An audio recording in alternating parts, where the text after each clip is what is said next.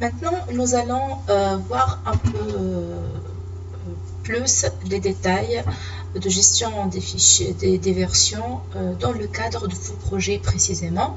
Donc, vous êtes une équipe et vous travaillez sur, par exemple, une thématique bien déterminée, un sujet Smart Factory, Smart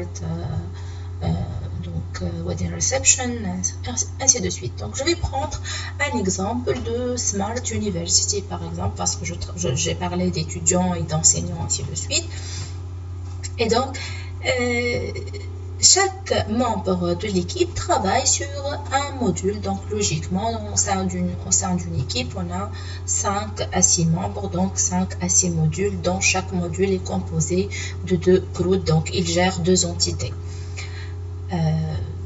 En fait, si vous remarquez tout à l'heure, lorsqu'on a fait la manipulation sur GitHub, on a vu que par défaut, lorsqu'on fait un push sur GitHub,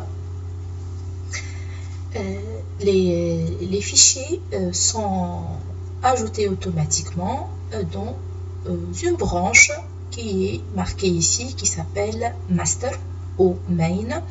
Donc, il s'agit en fait d'une branche principale créée par Git et qui contient le projet stable, donc la version stable de votre projet.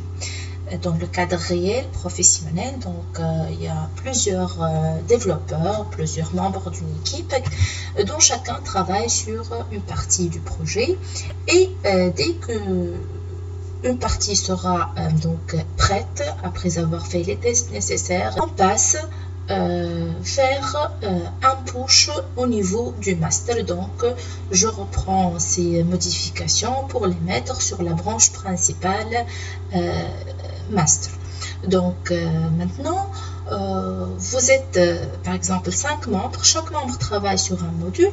Le projet final qui est le délivrable de votre phase d'intégration, va contenir toutes les gestions, tous les modules.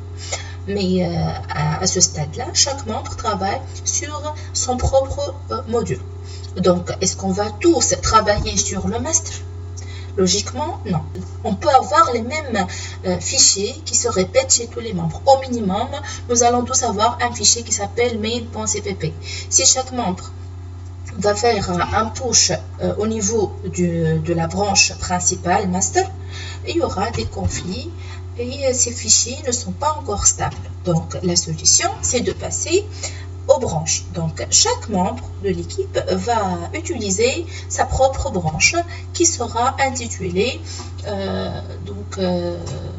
avec le nom de son module. Par exemple, branche gestion étudiant, branche gestion équipement, branche gestion infrastructure, gestion employé, donc ainsi de suite. Donc ce sont les modules.